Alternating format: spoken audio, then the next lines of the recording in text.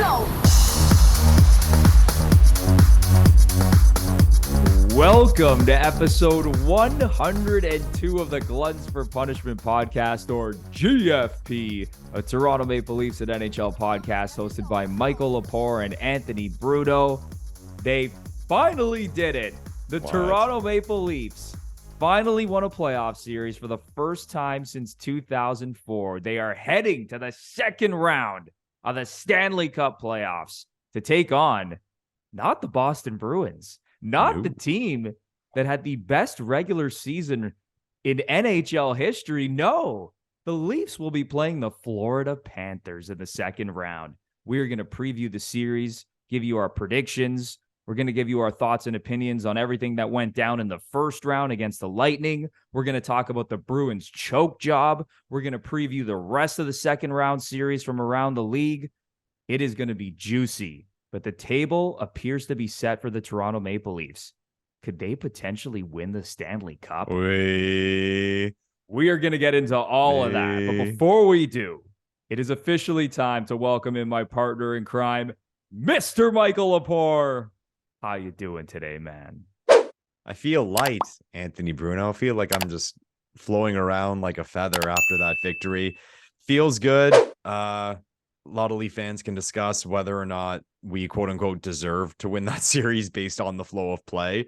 But after 19 years of frustration, we don't give a shit. The Leafs are moving on to the second round, and we've been on the wrong side of luck too many times. So we will take it, and Leafs fans enjoy it. I said on the last time we recorded, when it looked like the sky was falling, that Leafs fans didn't deserve this. They didn't deserve more negativity, more heartbreak. That victory, seeing online, all the celebrations, all the happiness, Leafs fans deserved it. Amazing moments and things we'll remember forever. Speaking of the Leafs winning the series in 6 games, we have picked a winner for our Maple Leafs mystery box giveaway, the mystery box from Frameworth.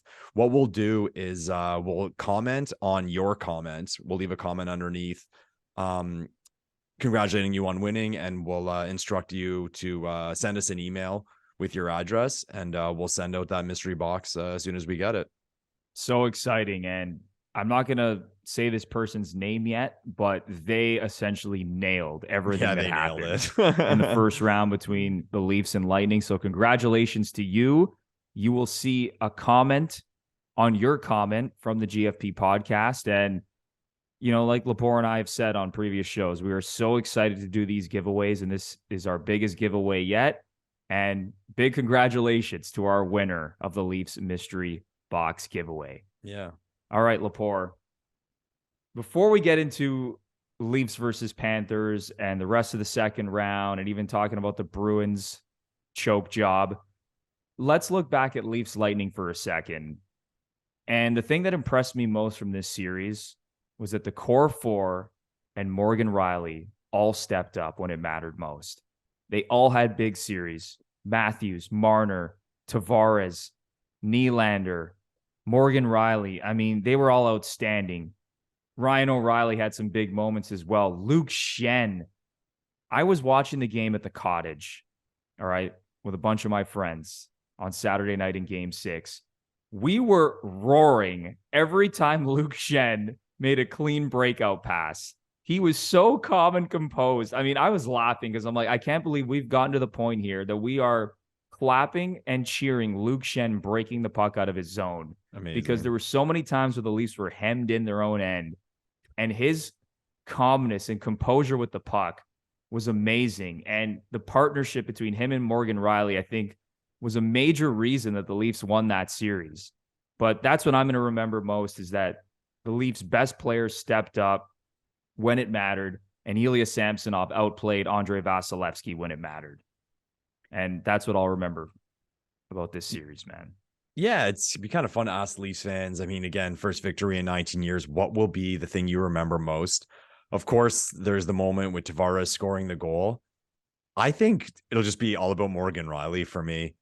Just how, like, he was an animal in this series. Like, he would not be denied. He was absolutely incredible. Both ends of the ice. The black eyes made it look even more intense. good defensively. He contributed the overtime winner. He scored the tying goal in the big comeback in game 4.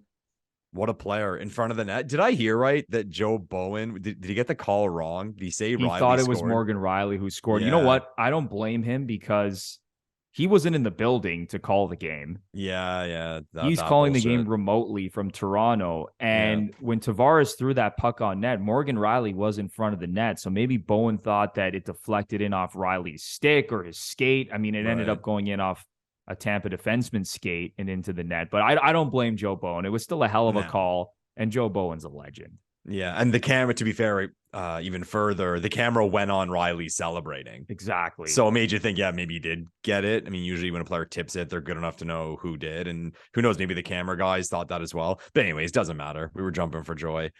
But yeah, Riley was the guy for me. Matthews, Marner, Nylander, Tavares. I think they were good.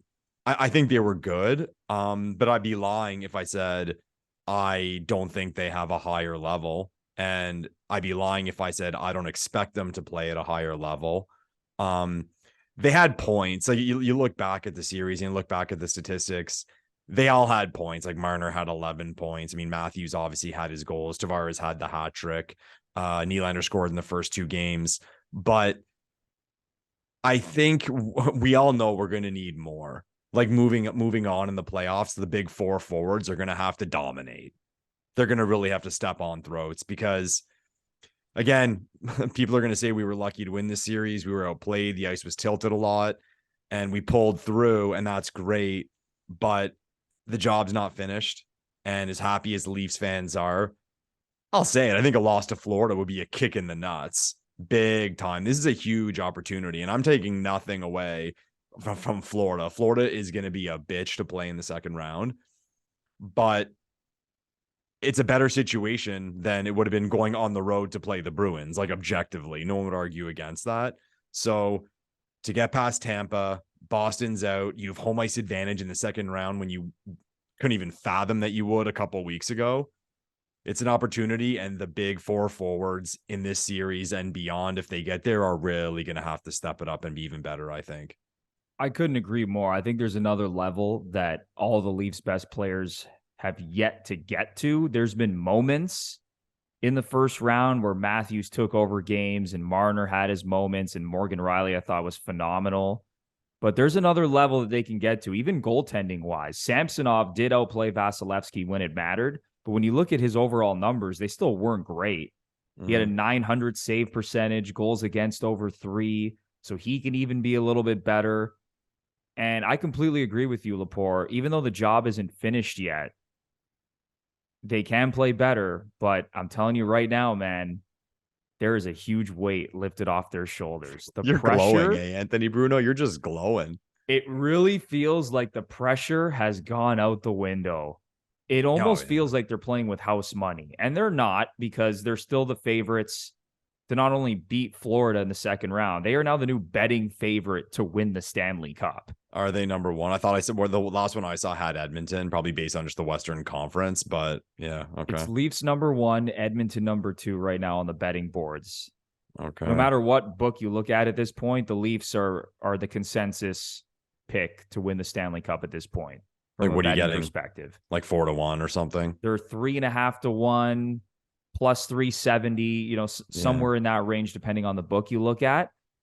I just think the pressure is going to be off of them now, man. Like, if they had to play Boston, I would have been a little scared of that. I know Boston obviously choked away the first round, but they're a great defensive team, the demons of the past, all the losses to the Bruins. Now it's like you get to go into Florida, a team you beat 3 out of 4 times this season. And we'll get into Leafs versus Florida. We'll preview that.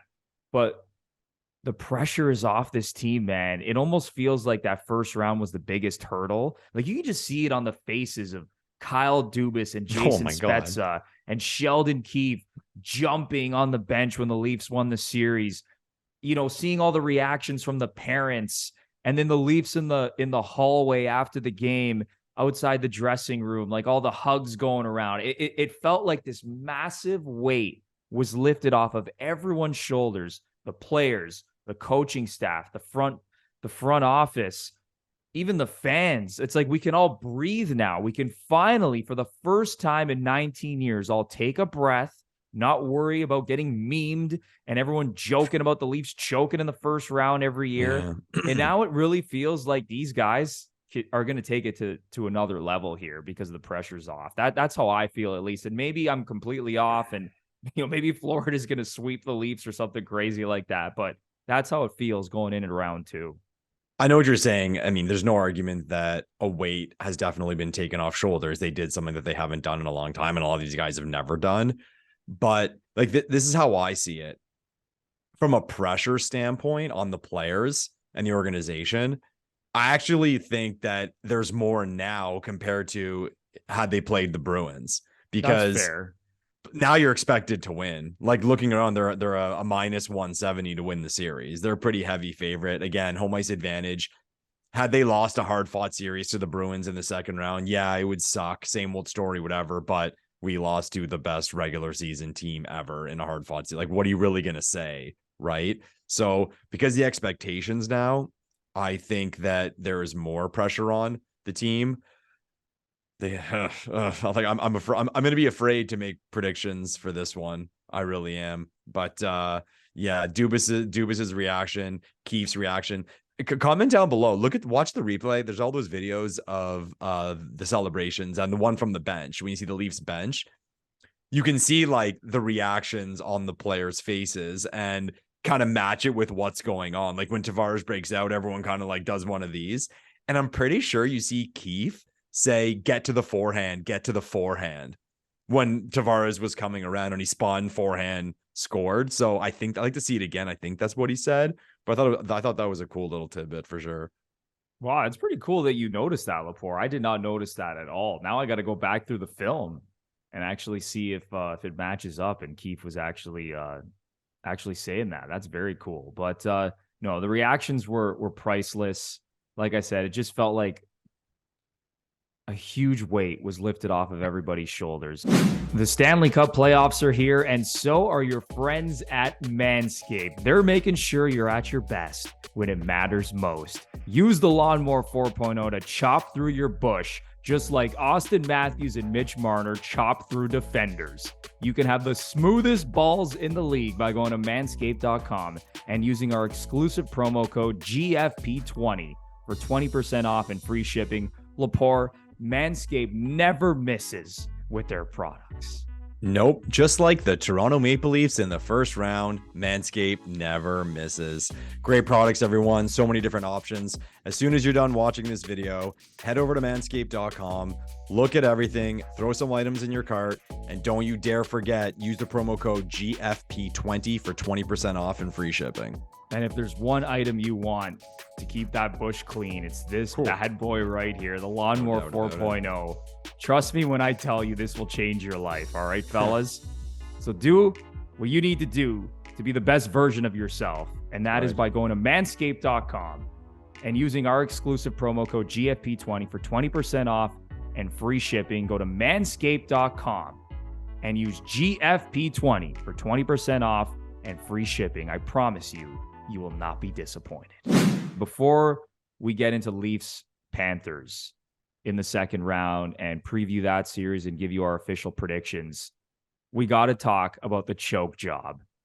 The Sunday night choke job. Unbelievable. The Boston Bruins had the greatest regular season of all time. And maybe you could disagree because now there's the loser point, and maybe you think, the Habs of the 70s were actually better. I think, what was it, the 71 or 72 Habs?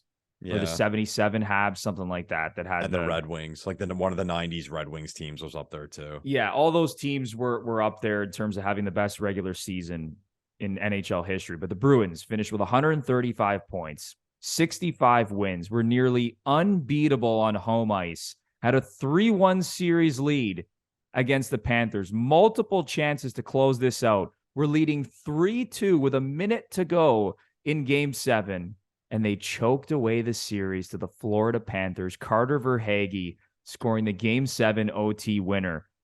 Lepore, I tweeted out right after the game that it was one of the biggest choke jobs in NHL history.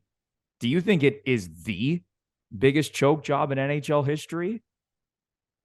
That debate was obviously going around. I saw Ryan Whitney, of all people, from former player and from Spin Chicklets. He came out right away and said, this is the biggest choke job in the history of the league. And he preemptively knew that people were going to say, oh, what about Tampa? And he's like, no, you were up 3-1 with home ice advantage and you blew it. What were they, like 42 points ahead of Florida or something in the standings? Hockey, man. Unreal. And sports is so crazy. You look back, it was 3-1, game 5. The Bruins dominated that game. They just couldn't score. You were just waiting for them to score and clinch the series. Marchand had that breakaway as time was expiring. That goes in. Marchand scores that breakaway. Maybe Boston wins the Stanley Cup because they move on, whatever. They get a rest. Toronto, blah, blah, blah. Incredible, man. He misses that. Kachuk scores. The Panthers win that circus back in Florida. And I will say it, man. I will say it. The Bruins obviously had a lot of the puck in that game 7, but you could tell the nerves were there. You could definitely tell the nerves were there because as much as they had the puck, it seemed like every time Florida was in the offensive zone, they threatened. They would get a scoring chance or close to one, or maybe just a bad decision and they may have scored, but impressive job by the Panthers. But for a team, with that regular season to lose in the first round to a team 40 whatever points below them, up 3-1, and then leading in game 7 with a minute to go and to blow it. I think this is one of the, you say choke jobs history of the NHL. I mean, it's probably in the debate for the biggest choke jobs in the history of sports. And I got to say it. I will say it. It feels good. It feels good because for years we've had to listen to how our team was the biggest chokers and they couldn't get anything done. And we were a bunch of losers. The Boston Bruins, the Boston freaking Bruins that everyone crowns as this team that has heart. They have character. They have experience. They play the right way. They're tough. Well, they fucking bottled it. They bottled it. So all these narratives that come out about when a team loses, I just said, Brad Marchand scores that breakaway, they might win the Stanley Cup. And now this narrative, I mean, he goes 5-0, it's over. No one ever has this conversation. He doesn't. They end up losing. And that's sports. That's sports. So like what I'm saying about the Bruins, like I'm two-sided on this. On one side, there's that thing. Yeah, it can happen. And not that I say I don't blame the Bruins, but sports, it can happen. But on the other side, everything we've had to listen to about how shit we are in these situations and how enormous Boston is in these situations, it feels good. I was loving watching the videos. They had the videos from the Barstool guys, all devastated, Bruins fans in the arena. This franchise, and again, I've Hockey Illuminati. I don't know who follows him on Instagram. Amazing follow. If you're Italian and a Leafs fan, he's probably the best follow on Instagram. And he made the point months ago about how there's kind of this vibe that the Bruins have been this dynasty that's won like 5 Stanley Cups. They won one. They've won 1 Stanley Cup since 1972. Think about that for a second. 1 Stanley Cup in the last 51 years for the Boston Bruins, a team that everyone gushes about year after year as being this playoff beast or built for the playoffs. 1 cup in 51 years. 1. And then that final against St. Louis, again, they had home ice in game 7 and laid an egg. They won 1 Stanley Cup and they were the underdog in that series. And Thomas played out of his mind. I mean, good for them. You win the cup. I'm not taking anything from a Stanley Cup victory, but I'm just saying after he said it, I thought, yeah, he's right. People kind of have this vibe that the Bruins are this like postseason juggernaut, and they've done very well. Obviously, they won a cup, made 2 more finals. And I have all the respect in the world for the Boston Bruins. I love that team on paper. I always said to people, in terms of an organization, think of how fun it would be to be a Bruins fan. Be amazing, man. Amazing. That building, those types of players are easy to get behind. That style, the brand of the organization, of the toughness and the grit. I love it. I love it all. But with all the finger pointing at us for the last few years and all the finger pointing about how there's this big crown on top of the Boston Bruins head, I enjoyed it, man. I enjoyed it. Good on the Florida Panthers for giving us that. Comment down below. I assume your celebration of Tavares' goal was greater than Florida's winning goal, but was it close? Because mine was pretty good. It was close, Lepore. Mine was pretty big when Florida put that in. And that was not, arrogance. Oh, we're going to beat Florida. It felt good. that this team got knocked out. And again, we got home ice, so we should be happy about that. How quickly the tables turn. How Crazy. quickly they turn on 2 nights, Crazy. all right? The Leafs win game 6, exercise their first round demons, move on to the second round of the playoffs, and the very next night, the Bruins pull off one of the biggest choke jobs in NHL history. And you said it, man. All of the trolling and all the memes and the hate comments from Bruins fans over the years. And listen, it was deserved because the Bruins 100%. kicked our ass in the playoffs time 100%. and time again. But see how quickly the tables turn on 2 nights in the Stanley Cup playoffs. And you said it, man, like Brad Marchand, if he scores on that breakaway, who knows? I mean, the Bruins could be laughing now on their way to the second round. Maybe they steamroll the Leafs. They steamroll their way to the Cup final, kind of similar to the Avalanche from last season. And it just goes to show, man, how thin these margins are. Like, how about if the Leafs lose game 6?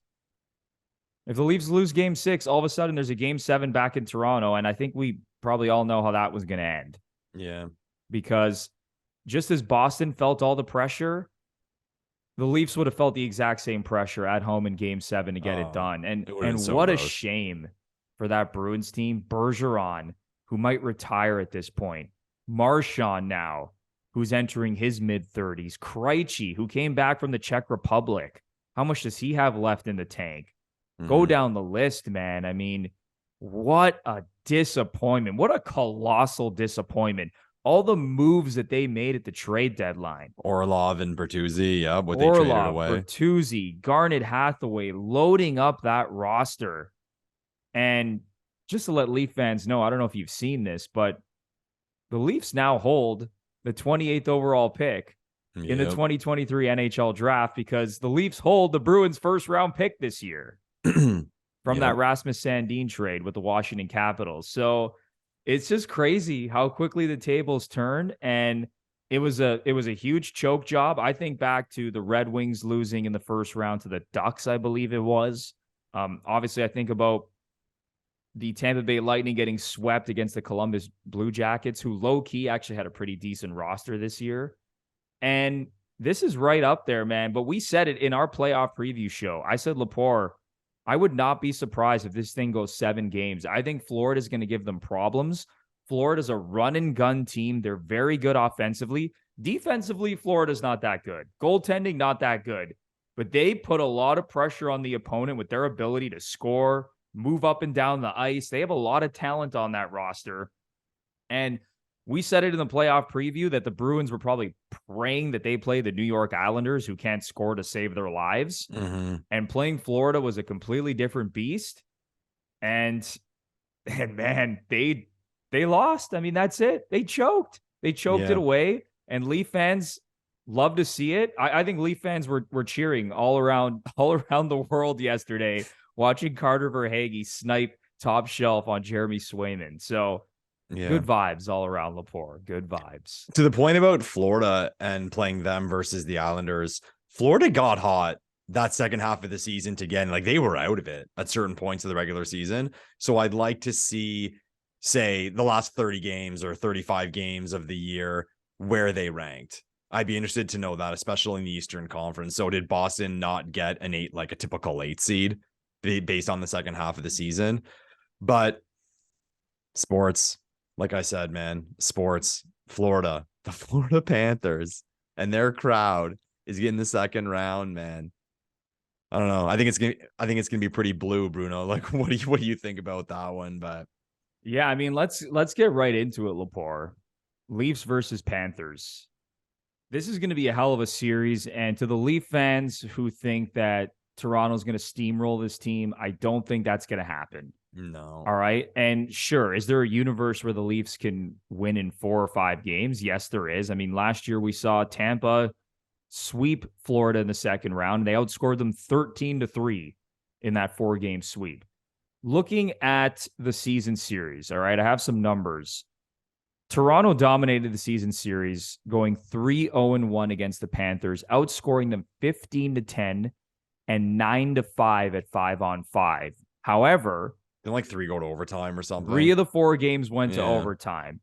And the one game the Leafs lost, if you remember, they gave up a last-minute goal to Sam Reinhart, and Florida ended up winning in overtime in Toronto. That one, So the only game the Leafs lost, they blew it in the final minute, and Florida won in overtime. But again, the Leafs dominated the season series.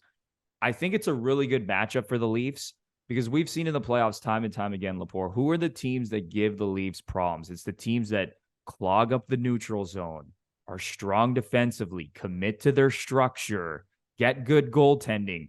All of those things describe the Boston Bruins. And sure, the Bruins unraveled in the first round, and that kind of all went out the window. But this is a Florida team. Like I said, they like to run and gun. I think it's going to be a high-scoring series. I think both teams are going to get their points. Like, I think the core four should have no issue racking up points in this series. But I also think Matthew Tkachuk and Barkov and those guys, like, they're going to get theirs as well.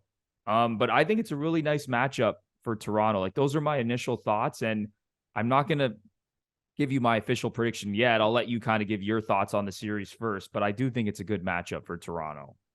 Yeah, I do too. I mean, we already touched on having home ice advantage is huge. You look at what Florida just did, incredible, and they should have a lot of confidence coming into this series, but they won 3 straight games, 2 in overtime. The other one was a circus, a lot of travel between Boston and Florida. I assume they just stayed in the north. They didn't go back to Florida, having to play the Leafs next. So I like all that about Florida, about the matchup against Florida, I should say. But at the same time, you do look at that team and they have a lot of game breakers. They showed it against the Bruins. Like you mentioned, Verhaeghe, Montour, Tkachuk, Barkov, Ekblad, they can beat you. They can beat you. And I made the point earlier how it seemed like Boston was controlling play, but every time Florida came down the ice, they would get a scoring chance. I remember those games against Florida in the regular season, and they have that kind of counterattack, quick punch team. At least they showed that against the Leafs. So I think this is going to be a war. I think this series could get ugly. And like you said, we'll wait for predictions, or are we ready? I mean, if you're ready to give your prediction, you can go for it if you want, man. Yeah. See, the big thing for me in this series.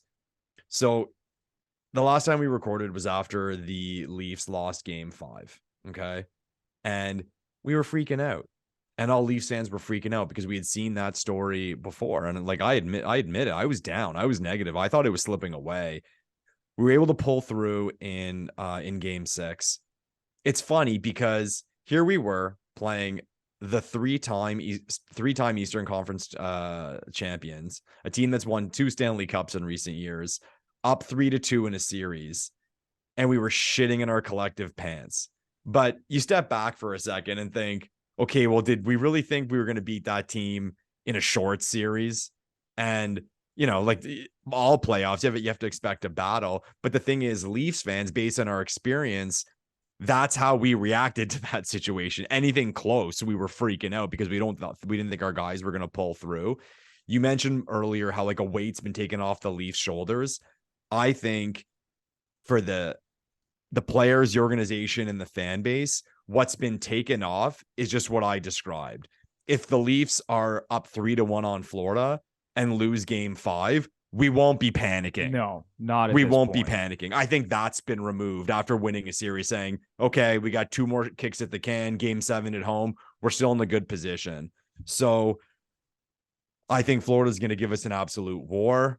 Goalie wise, I guess, I assume at least to start, they're going to stick with Bobrovsky. So he's hot and cold. I mean, he can come in hot and that would scare the shit out of me. Samsonov was good in the first round and he had great moments, but overall he wasn't spectacular. I think this is going to be a long one, Bruno. I'm going to say the Toronto Maple Leafs win this series in 7 games. Wow. Leafs in 7. Leafs in 7. So you think yeah. this is going right down to the wire and the Leafs win this on home ice in Toronto in game 7? Yeah. That's okay. What I think. I mean, I like it. Listen, I share similar feelings to you. I think it's going to be a long series. And it's what I said, you know, at the start of this preview is that both teams are going to score. I'm telling you right now, this might be the highest scoring series of the second round because both teams are playing with confidence. Think about it. Florida's playing with house money. thought they had any chance to beat the Boston Bruins in the first round. They were the biggest underdog in the first round. The Bruins were a minus 330 favorite to win that series. And when they went up 3-1, I should have taken a screenshot of their odds at that point. But I mean, it was essentially you thought it was a wrap. And for them to come. Well, Tampa was 10-1. So Florida must have been like 15-20 or something. Exactly. So for them to come back and pull off the upset. Now, they didn't expect to be here. No one expected them to be here. They're playing with house money. The Leafs, to a certain degree, are playing with house money after exercising their first-round demons. I think both teams are going to play loose. They're going to play fast. They're going to play confident. They're both going to be able to score. I think there's a couple of things that are going to decide this series, and there's a couple of things that I give the Leafs the advantage. First of all, defensively. The Leafs are, without question, a better defensive team than the Florida Panthers. And I think that is going to be the main difference in this series. I think the Leafs' ability to lock it down defensively, clog the middle of the ice, especially in the defensive zone, I think is going to cause issues for Florida. And also, the Florida Panthers penalty kill is not good. They had the third worst PK in the first round, operating at 59%. In the regular season, Florida's penalty kill, 23rd in the league. If the Leafs power play gets chugging in this series, I think that's going to be a big issue for Florida. So I think the Leafs have the upper hand in the special teams battle. I think they're better defensively. Goaltending, you could say, is a wash at this point because, as you said, Lepore, like Bobrovsky can just turn into vintage, two-time Vezina winner Sergei Bobrovsky and just go on a heater. Or he gets lit up like we've seen multiple times, and then he's back sitting on the bench as a $10 million backup goalie. And Ilya Samsonov, despite him outplaying Vasilevsky and as well as he played, down the stretch of that series in the first round, you don't know. So to me, the goaltending battle is still kind of a wash, but I think defensively the Leafs have the upper hand. And I think on special teams, they have the upper hand. So I'm going to run it back just like the first round, Lepore. I have the Leafs beating the Florida Panthers in 6 games. They're going to close it out on the road in Sunrise, where hopefully there's going to be a nice contingent of Leaf fans. And saying that, non-U.S. residents have been banned from buying tickets to games 3 and 4 in the first round in Florida because the Panthers are trying to keep Leaf fans out of their building. I don't know how successful they're going to be in doing that, but I can't wait to see the Leafs contingent down there in Florida, Lepore. Yeah, I always laugh at that stuff. You've seen teams do it in the past. I've seen it's happened with the Leafs where I think maybe even when the Rangers were playing Tampa, there was one series where Rangers memorabilia wasn't permitted in the first bowl or something. At the end of the day, when you're dealing with franchises like that, like the Rangers, the Leafs, we're used to insane ticket prices. It's the norm for us. So we're willing to go on the secondary market. So because they're doing that and they're keeping it to their own fans, the face value, I assume, is going to be for a second round NHL series pretty reasonable, right? But if the prices are pretty reasonable, that means on the secondary market, I mean, they're going to be high because of the demand of Leafs fans. But I'd like to think more so than Florida Panthers fans, the Leafs fans will be willing to pay those prices, right? I mean, like we always make the joke, oh, you're better off going to a Leafs away game and spending your money that way, seeing another city. I'd like to see total cost, total value. What would it cost you to fly to Florida, get an Airbnb, and stay for games 3, 4, and 6, compared to, say, going to 1 or 2 Leafs games in Toronto? It's way cheaper to go to Florida. But even if it's more to go to Florida, well, you went to Florida for a week. That's a lot better value than just taking the subway to downtown Toronto and going to see the game, right? And how fun would it be to go see an away game, Leafs fans everywhere in that building, just try to take over? So, yeah, I understand when organizations do that, but how much of an actual effect it has, I don't know. I mean, we have to do market research on that. But this is perfect, man, because you think about that 2004 second round series against the Flyers. Like, Leaf fans are not going to get into that building in Philly. Like, yeah, exactly. Philly has one of the most passionate fan bases. I'm thinking back to that Jeremy Roenick shot over Eddie Belfour. I'm already, getting nightmares. But listen, that's this is a positive podcast. Why you bringing Oh my God. No, but I bring that up to say, like, this is the ideal scenario for the Leafs. Like, think about all the Canadians that are living in Florida. That too. You know, all the Leaf fans that always make their way into that building. And sure, the Panthers are trying their best to restrict non-US residents and obviously specifically Canadians from going into that building for this playoff series. But it's going to be tough, man. Leaf fans are going to do what it takes to get into that building, and I can't wait to see it, man. Like, this is the table is set, Lepore. They are the new betting favorite to win the Stanley Cup after the Bruins choked. They have the Florida Panthers, who no one thought was going to make it to this point. They are the favorites to win this series. And then when you go down into the third round, you have a depleted Carolina Hurricanes team who I don't even think is going to get through the second round, whether they play the Devils or the Rangers. And then in the Stanley Cup final, I think the Leafs will be a favorite over whoever makes it out of the West. So listen, I don't want to get too far ahead of myself here, but the table is set, Lepore. The table is set for a run to the Cup final. Yeah, there's and can they get it done? That is the big question, obviously. And I think they're ready to do it. I really do. Oh, just slide that in. Hey, Bruno, like, I mean, there's no argument here. And it's not arrogance. It's just acknowledging an opportunity. I mean, that's how I'm seeing it. No one has complained more about the format more than Leafs fans over the last couple of years, because it was always, well, we're going to play Tampa or Boston, and then we're going to play the other one in the second round if we advance. And there were seasons where all three of them were in the top 5 of the overall standings. And you look at it this year, okay? The Leafs played the 6th seed in the conference. Yeah, Tampa Bay Lightning, they would not have been the team I wanted to play if I had my choice, but still, it is what it is. You're playing the 6th seed, and now they're playing the 8th seed. Pretty good, right? You can't really complain. So, like I said, there is that opportunity, and Boston is out. Tampa is out. The Leafs have home ice in the second round. We don't know. We wouldn't know who Florida or Toronto would play in the conference finals yet. We don't even know 2 of the 3 teams. And then you look at the West. I mean, you said it. I mean, there's good teams in the West, obviously. I mean, Edmonton, Dallas, take your pick. There's teams that can do damage. Vegas. But to me, a big thing is removing Colorado.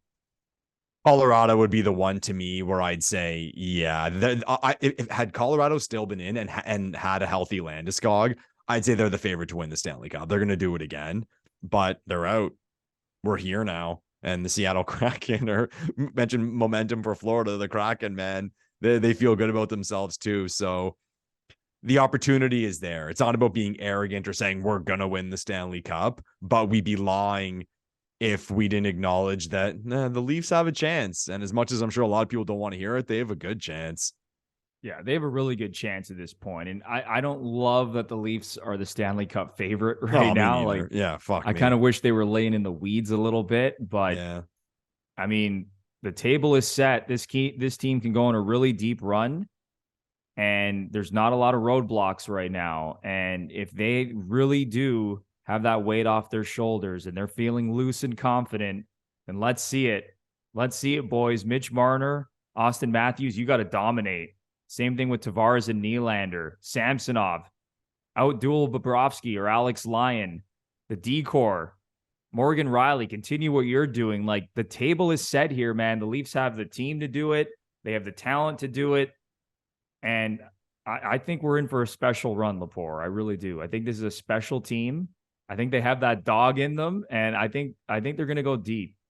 I think they really, really are going to surprise a lot you think it's a surprise now, or still classified? I mean, I still think people think like, oh, this is the Leafs. Like, you guys won one round, relax. But this team, this is a special group, man. I'm feeling it. Yeah. One more point before I move on, and just to close out on the first round victory and describing what we expect to happen in the second round. Okay. Let's take a look at what Kyle Dubas added to this team going into the playoffs. Ryan O'Reilly, Nola Chari, Luke Shen, McCabe. Okay. How can anyone question this guy's abilities now? How? Like, unbelievable. Get your head out of your ass if you were questioning Kyle Dubas. All 4 of those pickups were excellent in the first round. And the whole mentality thing we talked about, again, how we were all freaking out at 3-2, it kind of dawned on me in the way of, well, all these new additions, they don't have those demons. So maybe that was part of the plan too. Be like, oh, they changed too much of this roster. They're not gonna be able to gel. Well, maybe on one side of the coin, it's a good thing because those nerves won't kick in. I mentioned how with 3-2, a lot of this team was probably freaking out. Well, Ryan O'Reilly's like, guys, we're up 3-2 and we have home ice in game 7. What's the deal, right? Like, we're looking good. We feel good. So, man, Kyle Dubas, he earned those celebrations. He deserved those celebrations. And I'll ask you this. Who got shut up worse, the Morgan Riley haters or the Kyle Dubas haters after round 1? That's tough, man. 1A and 1B. Yeah. I'm still going to say it's the Morgan Riley haters. You know how I feel about Morgan Riley. I am like the captain of the Morgan Riley fan club. I've always loved that guy. He is so fucking dynamic, and now you're seeing it. If Morgan Riley was not on this blue line right now, there's not a single player on the Leafs who can do what he can do. So I'm glad he shut up the haters. But Lepore, we've been on the re-sign Kyle Dubas train for months now. It's been months that we've been on this train. I posted a YouTube short of us talking about Dubas. People thought we were insane. I posted it on TikTok. People thought I was a delusional nut job saying to re-sign Kyle Dubas. What do you have to say now? What do you have to say now? This guy did everything he could to put the pieces around the core. And you said it, man. Luke Schenn, Ryan O'Reilly, Nola Chari, Jake McCabe. They were all instrumental in that first round win over the Tampa Bay Lightning. So shout out to Kyle Dubas. Phenomenal job. And if the Leafs don't re-sign him, then they're a bunch of idiots. Yeah, like we talk about different GMs and moves they make. Let's just step back for a second before we move on. What did Sweeney do at the deadline? You already touched on everything he traded away to load up. And to be fair, even Julian Breezeball, that Jeannot trade. The Jeannot trade is a disaster. That's a disaster. Imagine Kyle Dubas made that move when we were sitting at home now. He was healthy scratched the last 2 games. Crazy. All right, let's move on. Enough glory talk. Let's stay in the Eastern Conference. We won't spend too much time on this series because we have no idea what it looks like at this point. The Hurricanes are going to be playing either the Rangers or the Devils. Yep. I had the Rangers winning in 7. You had the Devils winning the series. So yeah, who knows? I don't feel great about the Rangers winning this thing on the road, but I'm still going to stick with Rangers in 7. I will say this, though. I think no matter who wins the Rangers-Devils game 7, I think is going to take out Carolina in the second round, and that team will be on their way to the conference final. So that's how I see this playing out. Carolina, I would imagine, will be a slight favorite over either the Devils or the Rangers. Maybe not over the Devils potentially, but I'm taking Rangers or Devils over Carolina no matter what, because I think Carolina's depleted. I think the injuries are going to catch up to them. Teuvo Teravainen, Andrei Svechnikov, Max Pacioretty. It's going to catch up to them at some point, and I think they go out in round 2. Yeah, as you said, I picked the Devils, so I'll stick with them for my pick. I forget if I picked them in 6 or 7. I may have picked them in 7. And yeah, I would pick the Devils over Carolina if it goes the way I predicted. Okay, so we're both on the Rangers and Devils to take out Carolina. I think New York, Carolina, not that I think New Jersey's going to kill Carolina, but I think New York's a better matchup for Carolina than the Devils are. Yeah, that's fair. They're just a little slower. The Devils can keep up with the pace of Carolina, who likes to play fast. Yeah. All right, so we'll see how that plays out. Let's move on to the Western Conference. And we got to start it out with Oilers and Golden Knights. This is going to be a hell of a series. I'm excited. We were both on Edmonton to beat LA. I talked about LA being a very tough out. I actually put a little bit of money on LA to win the series, and I was feeling pretty good when they took a 3-0 lead in game 5, in game 4, and they had a chance to go up 3-1. I was like, wow, they are actually going to pull this off. But, kudos to Edmonton. They found a way. Their big boys had good series. Draisaitl was a monster. Evan Bouchard was fantastic.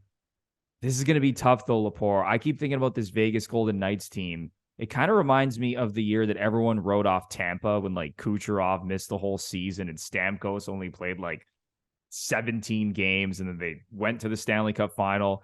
Think about Vegas for a second. Mark Stone, their captain, missed 39 games this season. Shea Theodore, their number one defenseman, missed 27 games this season. Jack Eichel missed 15 games this season. And this team finished as the number one seed in the Western Conference. This is a scary team, man. I think this is going to be a great series. I'll give my prediction first, okay? Well, I think I know where you're going after that rant. No, listen, I've been going back and forth on this because this is going to be a hell of a series. This might be the series of the second round. Yeah. As good as I think Vegas is as a team, and I think they're going to cause Edmonton some problems, I can't believe I'm saying this, Lepore, because everyone thinks I hate this team, which I don't, and I've explained myself 500 times. I have the Edmonton Oilers beating Vegas in 7 games to move on to the conference finals. There you go. That was my exact pick. I hate to do that. I was going to pick Edmonton in 7, but I've said it for a while. It seems like no one's been talking about Vegas all year. They won the division. They have a good lineup. They have star power. They can beat Edmonton. They're fully capable of beating Edmonton, and they're fully capable of beating anyone for that matter. But as I often say, I hate to do it. I hate to fully agree with you. I got the Oilers in 7 too. And I think this is the series where we get to see a McDavid show. I mean, he was good in the first round, but as far as the standards go of what we expect from him, I don't think he was quite there. And I don't think Oilers fans would take that the wrong way. But it's in this second round. I got a feeling Connor's just going to explode. Yeah, because I think even Oilers fans would admit, like, Draisaitl was clearly the best player in that series. Incredible. He played amazing. I mean, he was a monster. I mean, going back over the last 2 playoff runs, like, he has just been ridiculous. And last year he played on one leg. So McDavid can definitely turn it up a notch and take this to another level. Just a couple of stats to bring your way, Lepore, about the season series. I don't know if it's going to change your mind. I mean, it probably won't, but the Oilers dominated the season series. They were 3-0-1 against Vegas, outscoring the Golden Knights 18-14. But at 5-on-5, it was pretty close. They outscored them 12-10 at 5-on-5. And I believe Mark Stone only played 1 of the 4 games. Okay. I'd have to double check that, but I think he only played 1 of the 4 games. Shea Theodore and Jack Eichel, I'm not sure. But yeah, man, this is a scary Vegas team. Now that they're fully healthy, I wouldn't be surprised if they beat Edmonton, even if it's in like 5 or 6 games. I mean, they're a really good team. They're battle tested in the playoffs. I think the only fear I have with Edmonton at this point is goaltending. And defensively, I don't think they're great. Like, look what Stuart Skinner did in that game 6. I mean, that giveaway to Philip Deneau, like, Oilers his stick broke. His stick broke. It broke, but I mean, just like, it's moments like that. You know, it's like, they're Leafs moments. he got pulled earlier in the series for Jack Campbell, who had to come in and somehow pulled off a miracle win. I don't even know how Jack Campbell did that. I still can't. Okay, am I the only one? I part of me didn't want to say it out loud. I mean, Campbell stopped a lot of pucks in that game, and everyone was like, "Oh my god," about how great he played. There were times like he didn't know where the puck was. No, he was so shaky. He looked so shaky. Like, there was one play where there was a shot through a crowd, and Edmonton was breaking out of the zone, and Campbell was still looking for it. Like, he did not look good, man. He did not look good at all, I thought. Disaster. And listen, people can say, well, you know, like, Laurent Brossoit, like, isn't that great? He's Vegas's number 1 goalie at this point. He had a good series against the Winnipeg Jets. He finished with a .915 save percentage in the first round. Like, he did his job. And again, like, when you're playing behind a fully healthy Vegas Golden Knights team with a blue line of Shea Theodore, Alex Pietrangelo, Alec Martinez, that's a strong team, man, on the back end. It's going to be a good one, man. It's going to be a good one. It's going to be a really good series. You want to move on to this final series? Sure. Stars and Kraken. Yeah, go ahead. Man, I love the Dallas Stars. Yeah, I know you do, Bruno. God bless the Dallas Stars. I am riding them in a bunch of my playoff pools. Like, I look like an absolute genius right now. I've gotten almost all of my players through to the second round in all of my playoff pools. You avoided the Bruins. I believed in the Dallas Stars. How many people picked all Bruins players or a shit ton of Bruins? How many people picked Colorado versus Boston in the final even? So many people are out of these pools with their Boston and Colorado players. And I knew it. I knew everyone was going to ride Boston and Colorado. My whole thought process was, give me Dallas and Colorado in the second round, and Dallas is going to beat Colorado and get to the conference final. So I really love this Stars team from top to bottom. I think they are the most underrated team in the Stanley Cup playoffs. They have the star power. They got through the first round in 6 games without Joe Pavelski. This guy played one. He didn't even finish the first game because he got concussed when he got hit by Matt Dumba.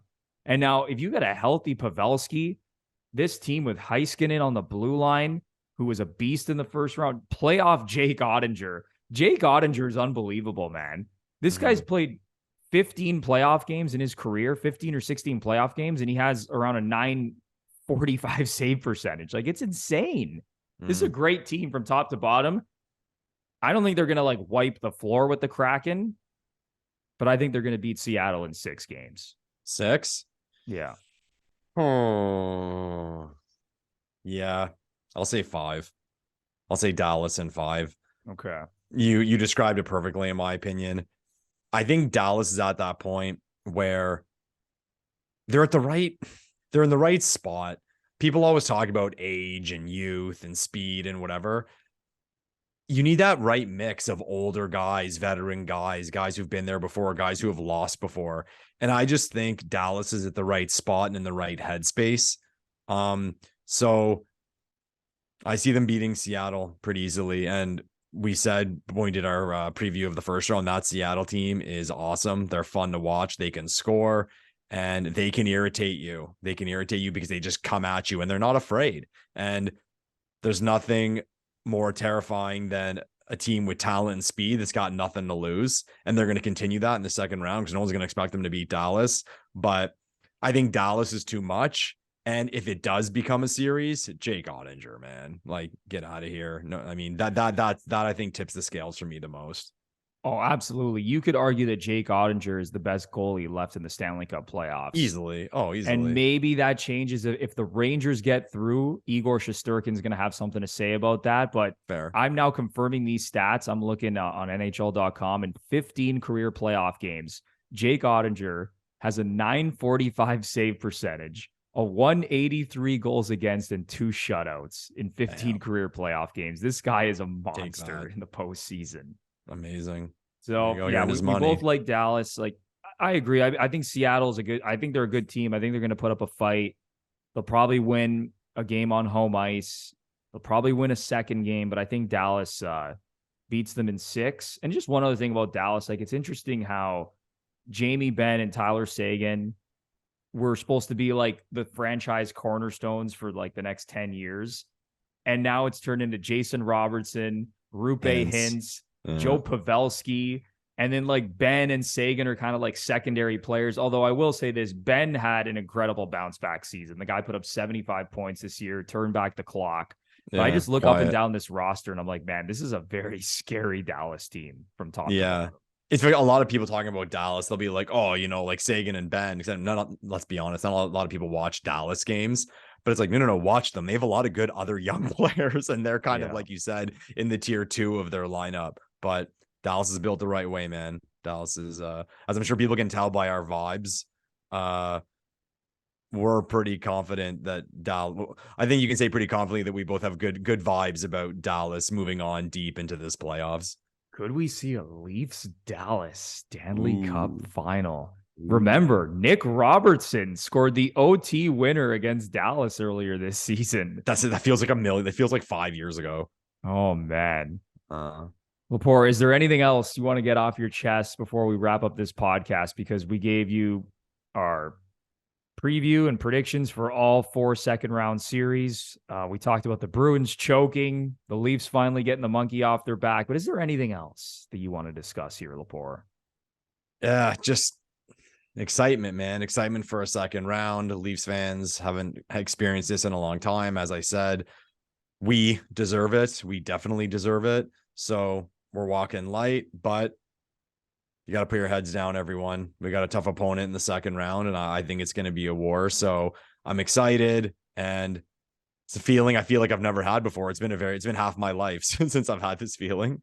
So I'm stoked, bro. I'm just stoked for this.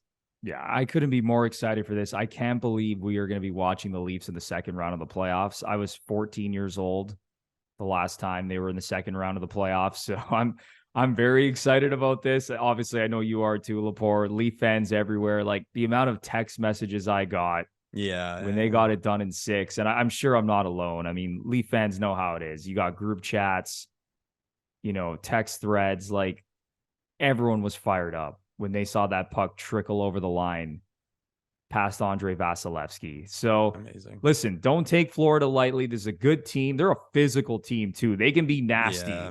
When you have Matthew Tkachuk leading the way and Radko Gudas on the blue line, like this team is not afraid to muck it up and play dirty. So be ready for the physicality as well. But I think this Leafs team is special, and I think they're primed for a deep run. I'm going to say it right now, Lepore. I think the Leafs are going to the Cup final. I'm just going to come out and say it.